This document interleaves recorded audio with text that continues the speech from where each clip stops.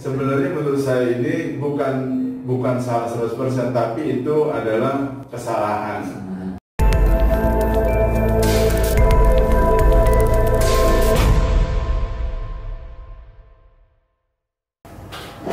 Assalamualaikum warahmatullahi wabarakatuh. Berjumpa kembali dengan saya, host yang biasa-biasa aja. Akan tetapi selalu mendatangkan narasumber yang luar biasa. Alhamdulillah pada kesempatan sore hari ini kita sudah kedatangan narasumber yang luar biasa, yaitu Kiai Haji Muhammad Alwi. Ini udah datang di podcast kita pada sore hari ini, memperkenalkan biar lebih rileks begitu Pak Kiai. Ya, sebelumnya saya awali bismillahirrahmanirrahim.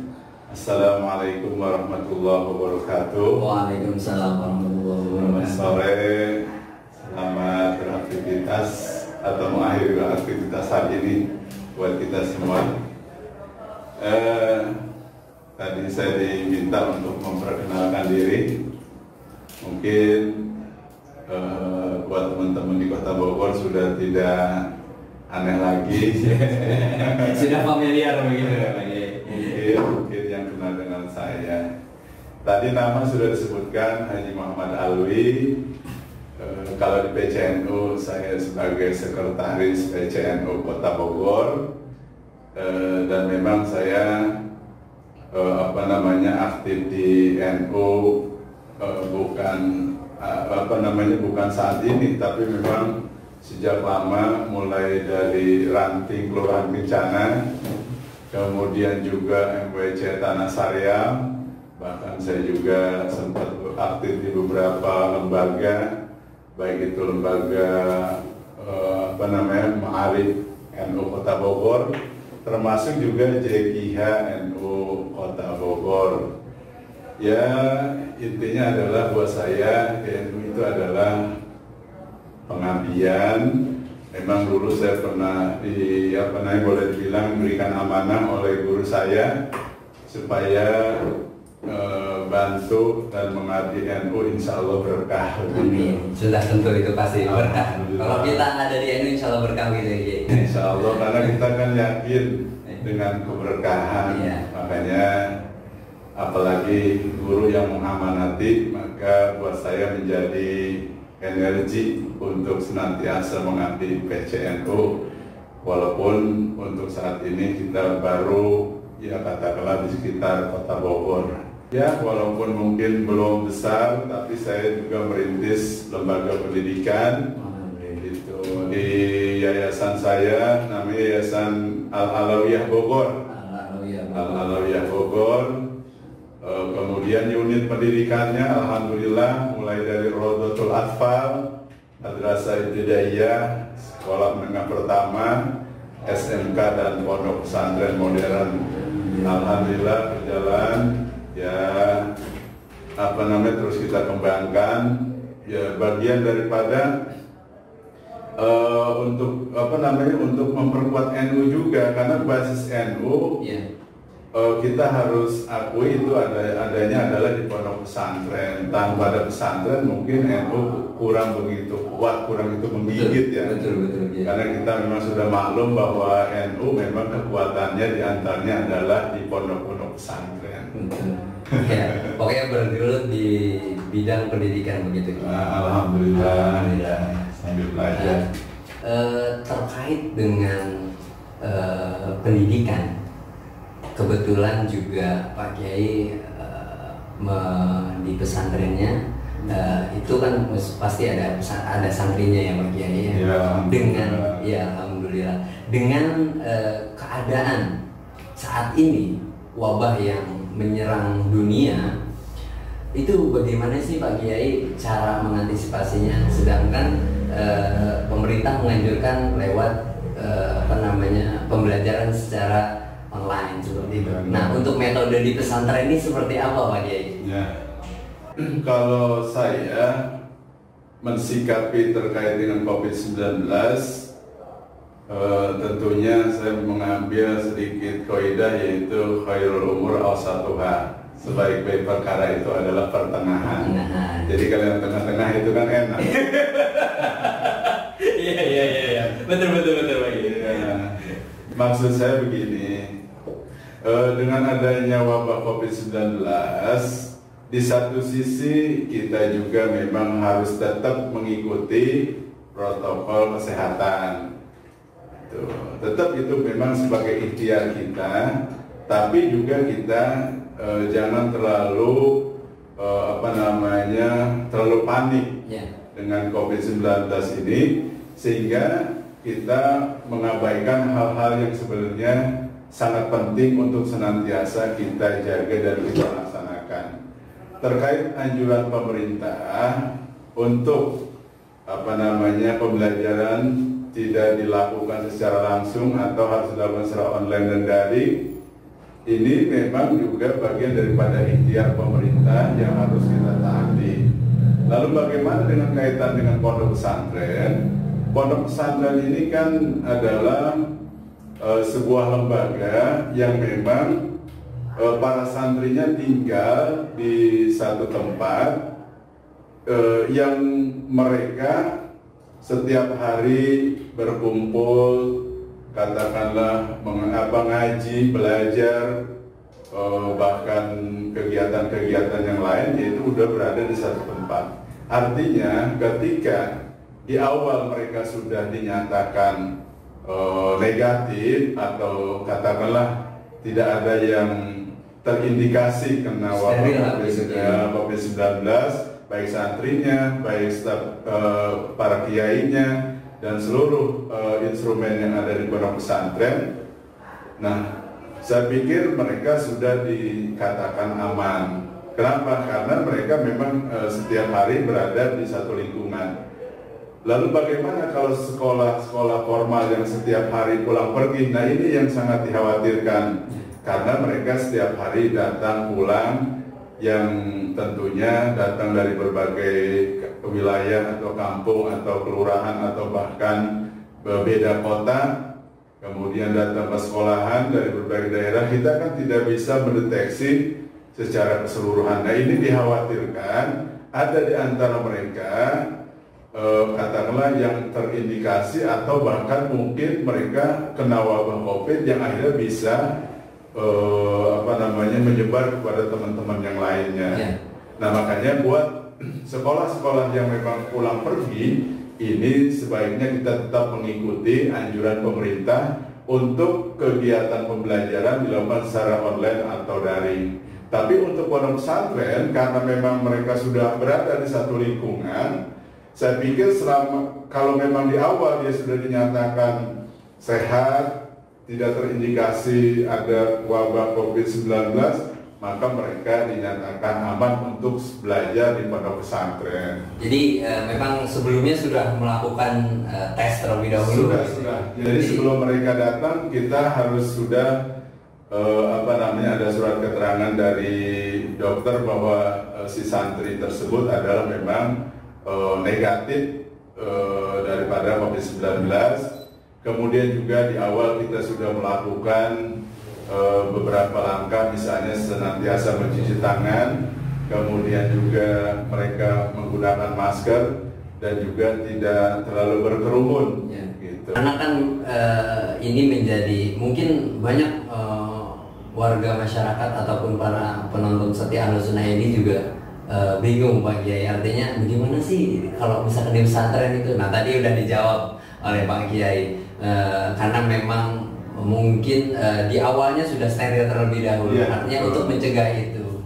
Karena memang mungkin ya Pak Kiai ya, untuk metode di pesantren dengan sekolah formal pada umumnya itu mungkin berbeda ya Pak Kiai ya. Iya, sangat berbeda tentu. Kita kan di pesantren itu mereka katakanlah dari sisi maksudnya kebiasaan para santri itu kan senantiasa sholat 5 waktu, kemudian juga sholat sunnah, membaca Al-Quran, menghafal. Tentu kan mereka harus dalam keadaan suci. Nah, dalam keadaan suci ini yaitu dilakukan dengan cara berwudu. Artinya kebiasaan mencuci tangan sebenarnya sudah dilakukan oleh para santri dengan cara berwudu. Bahkan kalau kita lihat apa namanya, praktek wudhu itu udah bukan hanya mencuci tangan juga, mencuci mulut, mencuci hidung, wajah, bahkan tangan juga sampai siku, kemudian juga kaki. Artinya para santri ini memang udah lebih awal, yaitu melakukan protokol kesehatan. Belum lagi kita juga selalu menganjurkan pembiasaan untuk senantiasa menjaga kebersihan, baik di lingkungan pesantren, kemudian juga di lingkungan mereka tinggal, tempat belajar, dan juga adalah kamar mandi. Jadi hal-hal seperti ini memang udah menjadi tradisi dan kebiasaan di pondok pesantren. Sangat menarik ketika kita membahas tentang dunia pesantren dan juga santri. Nah, ada pertanyaan menyeleneh, mohon maaf Pak Kiai. Ini santri ini kan karena memang istilahnya kita satu inilah di dalam sebuah lembaga atau di lingkup yang tidak boleh kemana-mana begitu Pak Kiai, ya kan? Istilahnya penjara lah, penjara tapi penjara yang suci begitu. Penjara suci. Nah, kadang kan ada lah mungkin dengan umur dan juga masa-masanya gitu ya. Ada santri yang mungkin tanda petik nakal begitu Pak Kiai. Nah, di cara menyikapi para santri-santri yang nakal, misalkan dia kabur keluar seperti itu Pak Kiai, itu gimana sih Pak Kiai? Kita itu sebagai pengelola pesantren memang harus memahami karakter setiap santri, dan juga tentunya kita harus memahami perubahan-perubahan setiap orang. Jadi boleh dikatakan yang namanya santri ada yang katakanlah ada yang baik, ada yang katakanlah yang tadi ada yang nakal. Itu saya pikir adalah merupakan hal yang biasa. Jadi bukan kita katakan sebagai sesuatu yang aneh.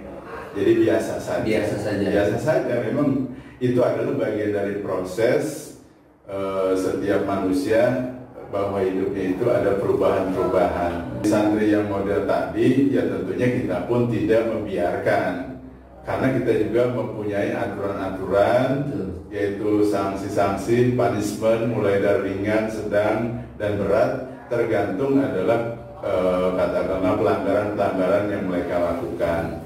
Nah, tentunya kita sebagai pengelola atau para ustadz dan kiai senantiasa memberikan pengarahan-pengarahan agar mereka paham betul bahwa tujuan mereka di pondok pesantren adalah untuk belajar, kemudian juga mereka harus prihatin, ingat akan perjuangan orang tua, pengorbanan orang tua yang begitu sangat luar biasa, maka mereka harus sayang dan menghargai daripada perjuangan orang tua.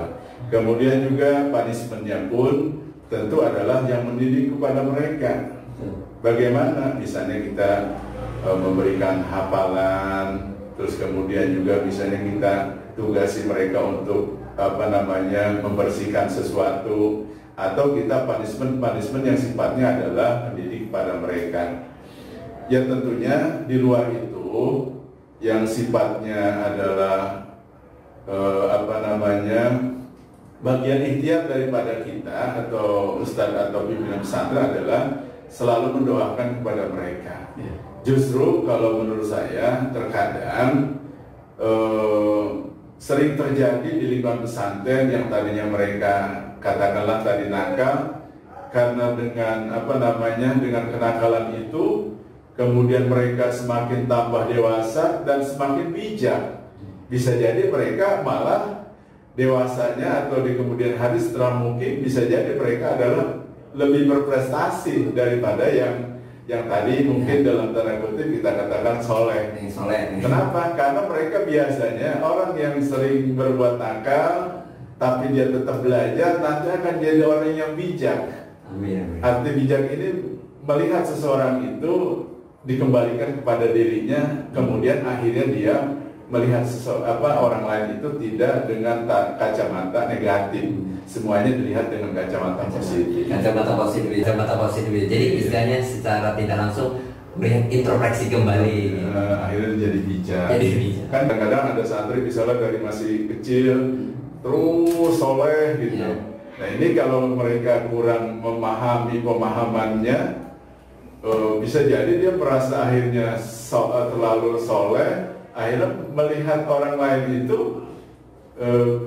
bisa jadi selalu negatif begitu, karena dia mengukur dengan dirinya sendiri, harus sama dengan dia. Nah, gini lagi Pak Kiai, ada beberapa perbincangan di luar tadi bahwa pesantren adalah tempat dimana untuk pencucian, istilahnya pencucian artinya yang adalah beberapa mungkin orang tua ya yang dari rumahnya mungkin ini anak nakal sekali di rumahnya begitu Kiai. Kemudian dengan harapan ketika dimasukkan ke pesantren oleh orang tuanya itu jauh lebih baik. Nah, menurut sudut pandang Pak Kiai misalnya yang memang berada di pesantren dengan niatan tersebut, itu bagaimana sih Pak Kiai? Sebenarnya pondok pesantren ini adalah merupakan lembaga pendidikan yang sangat luar biasa. Kenapa saya katakan luar biasa? Karena pesantren ini diajarkan dengan berbagai macam disiplin ilmu. Ya tentu kalau berbicara disiplin ilmu keagamaan itu memang pesantren, tapi di luar itu pun untuk saat ini, apalagi dengan adanya lembaga formal, baik itu sanawiyah aliyah atau SMP atau SMK dan yang sejenisnya, mereka itu artinya sudah lengkap, sudah cukup. Nah, dengan demikian maka yang belajar di pondok pesantren tentunya adalah orang-orang yang mestinya adalah sudah dari awal dikatakan sebagai anak-anak yang berprestasi. Artinya begini, kalau kemudian ada orang beranggapan pesantren ini adalah tempat pencucian, pencucian gitu kan, karena tadinya anaknya dibilang bandel. Sebenarnya menurut saya ini bukan salah 100%, tapi itu adalah kesalahan. Kenapa kesalahan? Justru menurut saya adalah mestinya yang kita titip pesantren adalah anak-anak yang berkualitas. Kenapa? Karena mereka butuh untuk kesiapan belajar dengan berbagai disiplin ilmu. Itu walaupun kalau ada yang misalnya niatnya seperti itu pun saya katakan tidak 100% salah. Karena mungkin itu kan harapan dari orang tuanya agar lebih baik. Betul gitu. Tapi menurut saya sebaiknya kita menitipkan anak kita di pesantren justru harus anak-anak yang berkualitas, karena mereka akan disiapkan dengan berbagai disiplin ilmu dan mereka akan disiapkan menjadi pemimpin, baik pemimpin agama ataupun pemimpin bangsa yang benar-benar siap begitu. Yang pesantren ini mencetak gitu kan. Jadi dari awalnya niatnya ini harus diperbaiki dulu begitu kira-kira. Kan kadang-kadang gini, kalau yang misalnya yang cerdas sekolahnya di mana, dokteran, jadi ya arsitek. Nanti kalau yang agak bodoh, yang bandar pesantren ini kan salah sebenarnya. Padahal di pesantren ini, waduh, kalau kurang cerdas dia nggak bakal dapat ilmu pesantren. Ya kan, disiplin ilmu agamanya aja kan udah mulai dari ilmu nahwu sorok, kemudian juga ilmu fikihnya, ilmu tasawufnya, kemudian Al-Qur'annya, tafsir hadisnya, ilmu ilmu bayannya, ma'ani mantek dan seterusnya. Itu baru pelajaran agamanya. Belum di sekolah yang lain-lainnya juga. Nah, sementara di luar pesantren paling dia hanya diajarkan pelajaran umum. Kalaupun diajarkan pelajaran agama itu hanya 2 jam, dan itu pun bahasanya pelajaran agama, artinya tidak spesifik begitu. Iya, hanya beberapa poin aja tentang disiplin ilmu agama yang diajarkan. Makanya harus lebih diprioritaskan anak-anak yang memang berkualitas kalau menurut saya. Closing statement Pak Kiai terkait tentang pesantren. Motivasinya nih untuk mungkin orang tua nanti ke depannya untuk jangan ragu menitipkan anak-anaknya di pesantren, karena hari ini pesantren juga sudah mampu bersaing dengan sekolah-sekolah yang ada di luar sana yang mumpuni. Jadi mungkin di ujung obrolan kita sore hari ini, bahwa pesantren ini adalah merupakan lembaga pendidikan pilihan. Jadi bukan alternatif, tapi pilihan utama untuk umat Islam. Bahkan boleh saya katakan, kalau kita mempunyai anak 1, 2, 3, 4 dan seterusnya, syukur-syukur semuanya bisa tinggal di pesantren. Paling tidak ada yang di pesantren, agar mereka bisa menjadi perwakilan daripada keluarganya, lebih paham pendidikan keagamaan, bagian daripada kewajiban orang tua dan anak-anaknya belajar. Kalau itu dititipinnya di pesantren apa Pak Kiai? Di pesantren Pak Kiai. Ini juga di pesantren harus hati-hati juga kayaknya. Mungkin secara garis besar, titipkanlah pesantren, di mana pesantren itu mengajarkan kitab-kitab kuning. Itu. Kenapa? Karena pesantren-pesantren yang mengajarkan kitab kuning, insya Allah itu adalah pesantren yang berpaham ahlu sunnah wal jamaah. Itu. Kalau hanya, ya mohon maaf gitu ya, kalau boleh saya sebutkan, hanya misalnya mengajarkan Al-Quran hadis misalnya. Nah ini juga perlu dicurigai, bukan tidak setuju dengan Al-Quran hadisnya, tapi kalau tidak diajarkan kitab-kitab kuning, ini perlu juga dicurigai. Tapi kalau sudah mengajarkan kitab-kitab kuning, apalagi Al-Quran hadisnya. Kiai, terima kasih banyak. Mohon maaf apabila ada kesalahan dalam tutur kata. Sama-sama, saya juga terima kasih atas kesempatannya. Kalau ada yang kurang, kita di sini kan saling saling ngobrol lah ya. Terima kasih para penonton setia Ahlussunnah ini. Mungkin sudah saatnya kita harus berpamitan. Kurang lebih mohon maaf dari kami. Wallahul muwaffiq ila aqwamit thoriq. Wassalamualaikum warahmatullahi wabarakatuh. Waalaikumsalam warahmatullahi wabarakatuh.